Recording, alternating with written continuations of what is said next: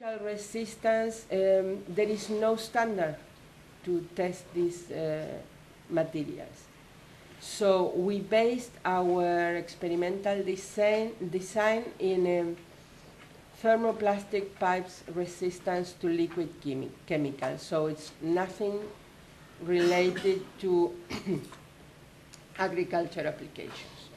And we used the most demanding conditions we found in this standard. The temperature was 50 degrees, the time 1 week, and we used fertilizer concentration 10 times higher than the standard concentration used in field. And we use an oxygen flow during the immersion period.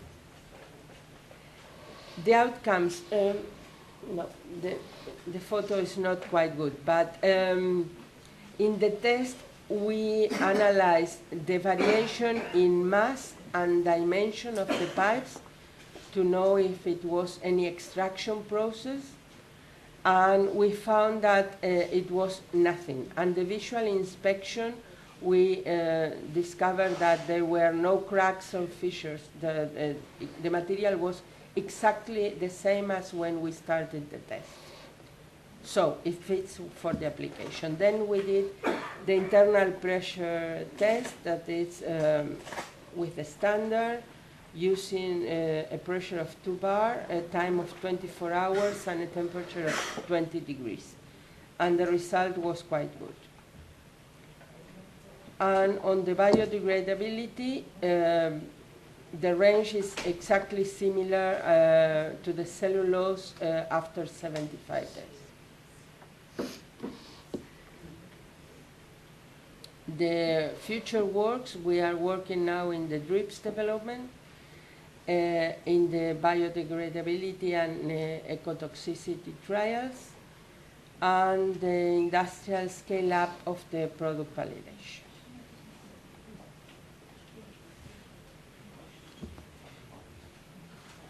Okay. And the final one. Yes. PICUS. PICUS project. I forgot the twin, but this is the net, if you want to have a look. The idea is the development of 100% biodegradable plastic fiber to manufacture twins and to stack creeping plants and nets for packaging agriculture products.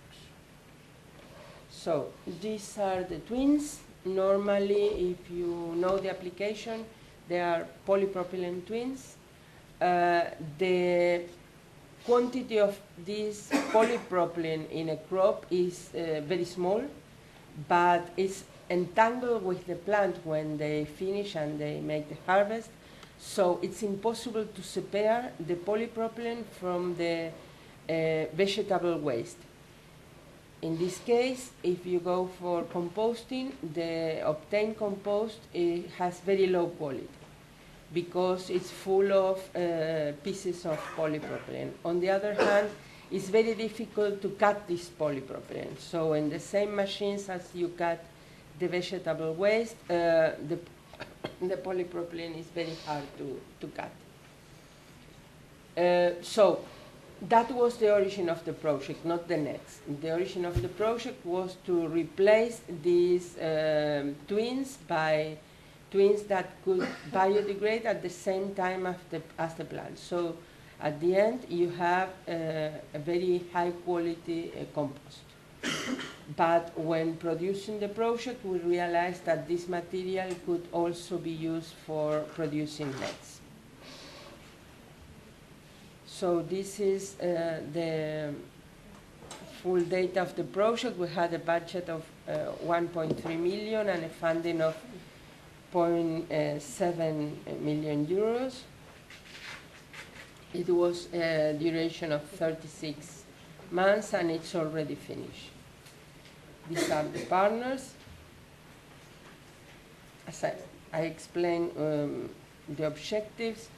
For the nets, one of the benefits is that when you have the packed product and it spoils, if you want to do a proper management of the waste, you have to separate the organic waste from the packaging.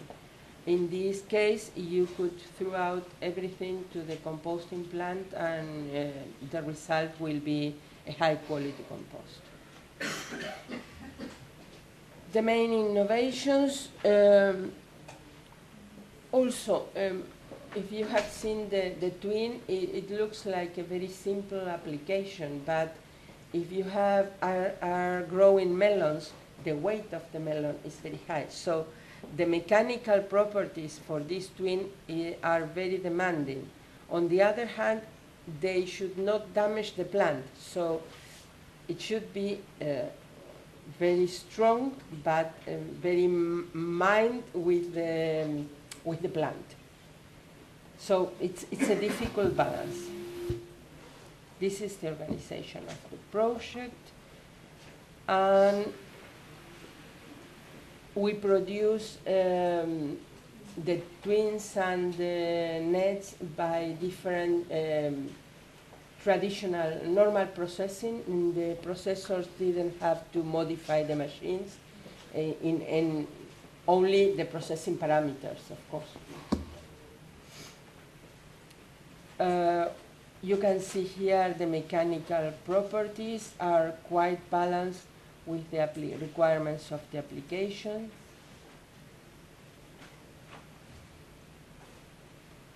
And the results. Both materials are degrade at the same time of the plants. We made field trials with tomatoes and cucumbers. The packaging nets were obtained in industrial facilities with another tailor-made compound. And the net characterization, you could see that the mechanical properties are really good compared to the traditional ones. So, and the compostability trials, both compounds fulfill the standard requirements. We had no problems at all in this field. And the conclusions. The materials can be processed by traditional systems. The stacking twins and packaging nets fulfill the requirements according to the final specification. They are biodegradable according to the European standard, and both products are recyclable in the same way as commodity material. And if you need, all these projects have been funded by the European Commission. Thank you for your attention.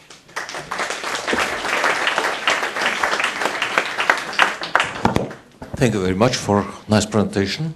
There was a couple of projects within 2 lectures. Yes, first question. You and the previous speaker talked about the furan resins. Do you have an idea of the availability on the market of those resins? Who produces them? Are they? Yes. You can go and buy them in huge amounts? I think so. There is a producer in Belgium. The name is Transfuran, and it's the partner of our project.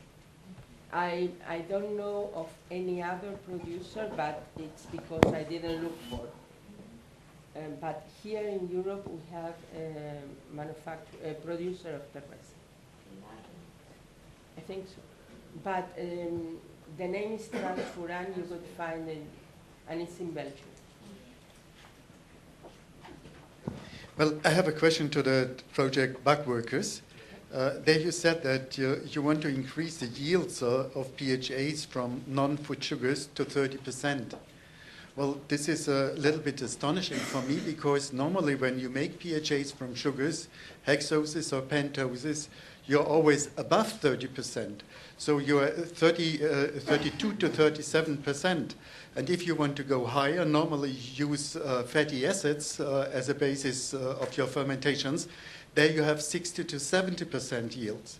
So I don't understand why to go to 30%. No. We want to increase in 30% the normal yield, the actual yield. But I'm not the expert in the technology.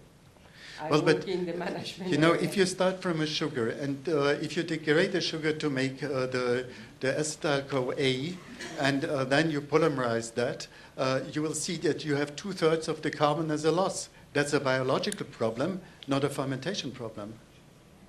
No, we use the microorganisms. We feed the microorganisms with sugar. But as I said, if you could send me the question, I will ask the experts because they are a Portuguese partner and we work in the processing and I'm not the responsible of the project. So sorry. Yeah, Marek? Question is also directed to the same project. If I understood correctly, you would like to overcome the process of the isolation of the PHA from the biomass and to use the biomass as a composite. Is that correct?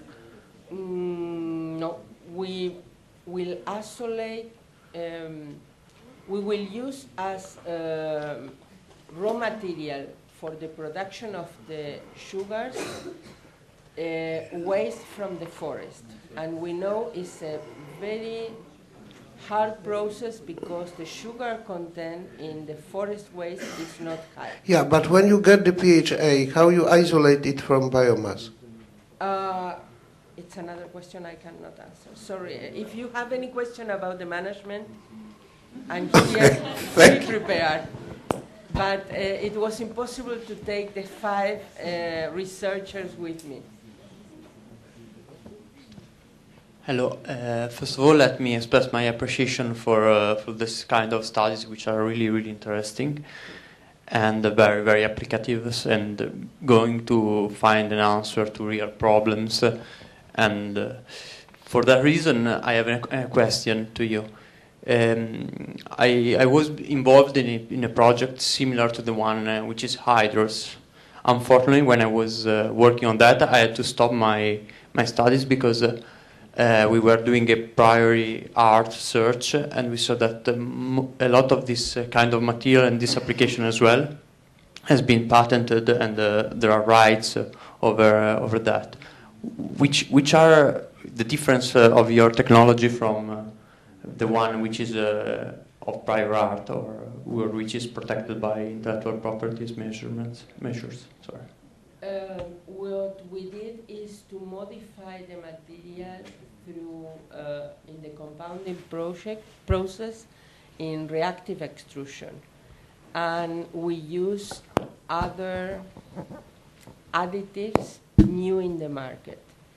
We know that we didn't infringe any patent, so it's in the explanation we mention it.